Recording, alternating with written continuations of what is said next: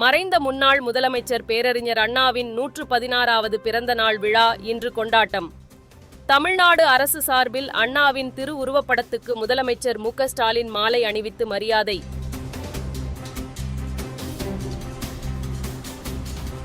விவசாயிகளுக்கு வேளாண் ஈடுபொருள்கள் தங்கு தடையின்றி கிடைக்க ஏற்பாடு. இனி வார இறுதி நாள்களிலும் வேளாண் விரிவாக்க மையங்கள் செயல்படும் என தமிழ்நாடு அரசு அறிவிப்பு. மேட்டூர் அணைக்கு நீர்வரத்து வினாடிக்கு 14,626 கன அடியாக அதிகரிப்பு. காவிரி டெல்டா பாசனத்துக்காக வினாடிக்கு 23,000 கன அடி வீதம் தண்ணீர் திறப்பு. கடந்த ஆண்டு நடைபெற்ற பேரறிஞர் அண்ணா பிறந்தநாள் பொதுக்கூட்டத்தில் முதலமைச்சர் மு.க.ஸ்டாலினை விமர்சித்த விவகாரம். அதிமுக முன்னாள் அமைச்சர் சி.வி. சண்முகம் தன் மீதான அவதூறு வழக்கை ரத்து செய்ய கோரி மனு தாக்கல். தமிழக அரசு பதிலளிக்க சென்னை உயர்நீதிமன்றம் உத்தரவு.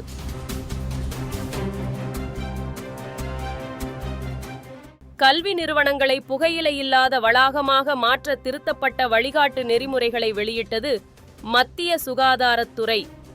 புகையிலையால் ஏற்படும் தீமைகள் குறித்து இளைஞர்கள் மத்தியில் விழிப்புணர்வை ஏற்படுத்த அறிவுறுத்தல். உத்தரப்பிரதேச மாநிலம் வாரணாசியில் ஞானவாபி மசூதி உள்ள இடத்தில் சிவன் கோயில் இருந்ததாக நீடிக்கும் சர்ச்சை. மசூதி பகுதியில் இஸ்லாமியர்கள் தொழுகை நடத்த தடை கோரி இந்து அமைப்புகள் தொடர்ந்த மனுவை தள்ளுபடி செய்தது வாரணாசி நீதிமன்றம். ஞானவாபி என்றாலே கடவுள் விஸ்வநாதர்தான் என்றுதான் அர்த்தம். மக்கள் துரதிர்ஷ்டவசமாக அதனை மசூதி என்று அழைக்கின்றனர். இஸ்லாமியர்கள் இந்த வரலாற்று பிழையை திருத்திக் கொள்ள வேண்டும் என உத்தரப்பிரதேச முதலமைச்சர் யோகி ஆதித்யநாத் கருத்து. சமையல் எண்ணெய் மீதான இறக்குமதி வரி அதிகரிப்பால் உள்நாட்டு விவசாயிகள் பலனடைவார்கள். இறக்குமதி குறைந்து நாட்டு ரக எண்ணெய் வித்துக்களுக்கு நல்ல விலை கிடைக்கும் என மத்திய வேளாண் துறை அமைச்சர் சிவராஜ் சிங் சௌஹான் பேட்டி.